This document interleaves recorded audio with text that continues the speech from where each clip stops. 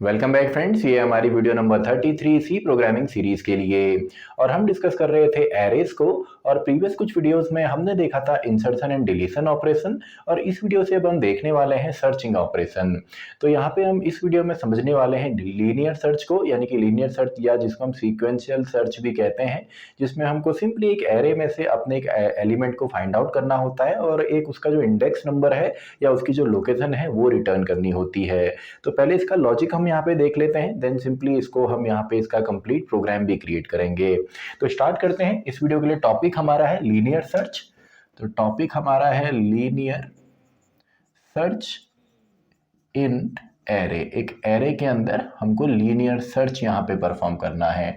अब देखिए, कोई भी आपका प्रोग्रामिंग लैंग्वेज हो या कोई भी कोडिंग हो, वहाँ पे सर्चिंग का काफ़ी ज़्यादा रोल होता है।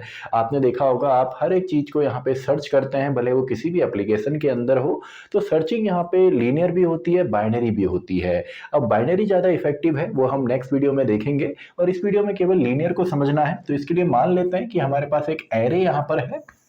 एक एरे में यहाँ पर ले लेता हूँ कोई भी रैंडम एरे, फॉर एग्जांपल 15, 18, 21, 11, 17, 48। तो यहाँ पे हमने क्या करना होता है, पूरी की पूरी जो एरे है, यूजर से हम एक नंबर यहाँ पे पूछेंगे या कोई भी डेटा वैल्यू पूछेंगे। मान लीजिए यूजर ने हमको जो नंबर दिया वो हमारा 17 है। तो ये 17 क्या करेगा, सबसे पहले इंडेक्स नंबर जो 0 है इसके साथ कंपेयर करेगा, देन इंडेक्स नंबर 1 के साथ कंपेयर होगा, देन इंडेक्स नंबर 2 के साथ, देन इंडेक्स नंबर 3 के साथ, देन 4 के साथ। और इसको जैसे ही एलिमेंट मिलेगा तो सिंपली उसकी जो लोकेशन है, यानी कि उसकी जो लोकेशन है उसको ये हमको सिंपली रिटर्न करके देगा। तो यही होता है आपका लीनियर सर्च। और अगर आपका मान लीजिए यहाँ पे 17 नहीं होता, कोई और एलिमेंट होता, तो ये इसके बाद यहाँ पे कंपेयर करता। और अगर यहाँ पे इस पूरी लिस्ट में या इस पूरी एरे में अगर वो एलिमेंट आपका नहीं है, तो सिंपली ये प्रोग्राम हमको रिटर्न करे कि ये एलिमेंट आपका इस एरे में एग्जिस्ट नहीं करता है। अब देखिए यहाँ पे प्रॉब्लम क्या है, इसका जो यहाँ पे बेस्ट केस अगर आप देखेंगे, बेस्ट केस आपका यहाँ पे ये है कि अगर आपको एलिमेंट जो है वो पहले ही लोकेशन पे मिल गया तब तो काफ़ी अच्छा है। लेकिन ये इतनी अच्छी ये जो है इस एल्गोरिथम या लीनियर सर्च को नहीं माना जाता, क्योंकि इसका जो वर्स्ट है वो काफ़ी आपका यहाँ पे ज़्यादा आता है। क्योंकि जितनी बड़ी यहाँ पे आपका एरे होगी, मान लीजिए एक एरे के अंदर आपके 1000 एलिमेंट हैं, और जो आप जिस एलिमेंट या डेटा को आप ढूंढ रहे हैं वो आपके 1000 प्लेस पे है।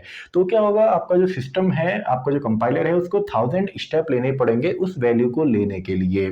तो इसमें आपका वर्स्ट केस होता है। और बेस्ट केस क्या है, अगर आपको एलिमेंट यहाँ पे पहले में ही मिल गया तो ये काफ़ी टाइम कंज्यूमिंग भी है। लेकिन लीनियर सर्च आपका काफ़ी अच्छा होता है अगर आपका जो प्रॉब्लम का साइज है या एरे का जो साइज है वो काफ़ी स्मॉल है।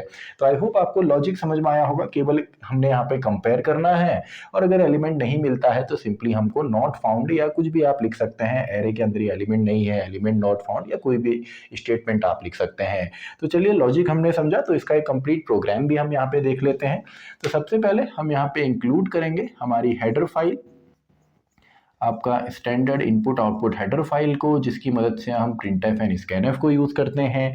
देन आपका यहाँ पे आ जाता है इंट मेन, जो स्टार्टिंग पॉइंट होता है किसी भी सी प्रोग्राम का।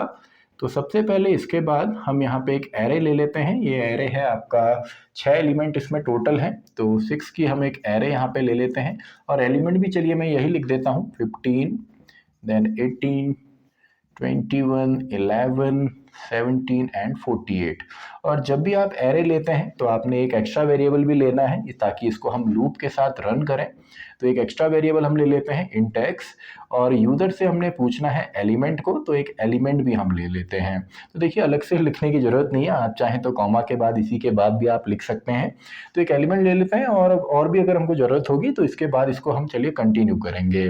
तो सबसे पहले तो यूज़र से हमने यहाँ पे पूछना होगा कि एलिमेंट क्या है।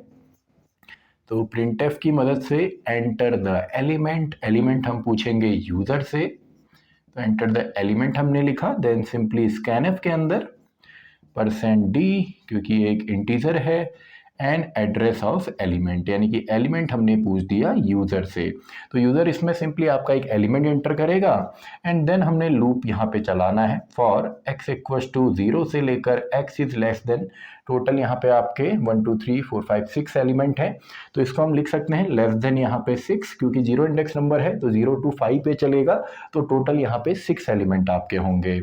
And then simply x plus plus and इसके अंदर इफ़, क्योंकि इसके जस्ट बाद हमने इफ़ को ही चलाना है, तो इफ़ अगर आपका जो एलिमेंट होता है अगर वो इक्वस टू होता है ए ज़ीरो के, यानी कि सॉरी ए एक्स के, क्योंकि x की वैल्यू सबसे पहले ज़ीरो होगी। यहाँ पे चलिए मैं वैल्यूज़ भी लिख देता हूँ, इसके बाद इसको कंप्लीट करके मैं यहाँ पे वैल्यूज़ भी लिख देता हूँ। x की वैल्यू सबसे पहले यहाँ पे होने वाली है 0, then 1, then 2, then 3, then 4, then 5, यानी कि हर एक एलिमेंट का इंडेक्स नंबर यहाँ पे आएगा, तो वो सभी यहाँ पे चेक होंगे।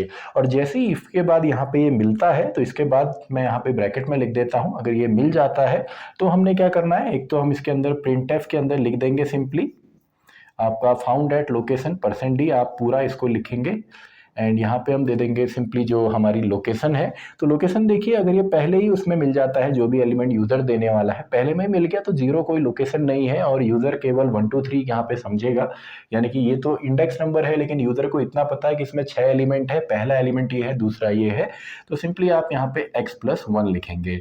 तो लोकेशन तो आपने प्रिंट कर दी। इसके अलावा अगर आप यहाँ पे एक और हम यहाँ पे ले लेते हैं, फॉर एग्जांपल एक फ्लैग नाम से मैं एक वेरिएबल ले लेता हूँ जिसमें स्टार्टिंग में -1 है।